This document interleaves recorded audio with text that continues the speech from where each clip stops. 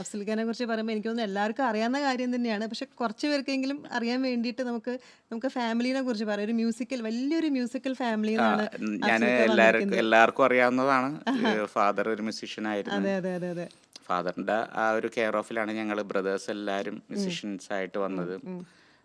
ഷക്കീർക്കയാണ് നമ്മുടെ പ്രൊഫഷണലി മ്യൂസീഷ്യനായിട്ട് എല്ലാവരും അറിയപ്പെട്ടിരുന്നത്. അറിയപ്പെടുന്നത് അതെ അതെ. പിന്നെ അതിനുശേഷം ഞങ്ങളൊക്കെ പുള്ളിയുടെ ഒരു തണലിൽ നമ്മളൊക്കെ കയറി വന്ന് അഫ്സൽ ഖാൻ ഗോൾഡ് മെഡലിസ്റ്റ് അല്ലേ?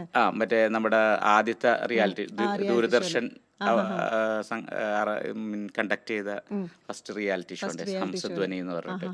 അതിൽ ഗോൾഡ് മെഡൽ. ഗോൾഡ് മെഡലിസ്റ്റ് ആണ്. ഒരുപാട് എനിക്ക് തോന്നുന്നു വാപ്പച്ചിക്കാണെങ്കിൽ ഒരുപാട് ഫ്രണ്ട് സർക്കിൾ കൂടുതലുള്ള ഒരു അല്ലേ? അതെ അതെ. വാപ്ചി കുറെ 44 കാലം തൊട്ട് തന്നെ കൊച്ചിയിലെ ഇക്ബാൽ മ്യൂസിക് ക്ലബ് എന്ന് പറഞ്ഞിട്ട് അന്ന് മുതലേ മ്യൂസിക്കായിട്ട് തന്നെ ഒരു റിലേറ്റഡ് ആണ്.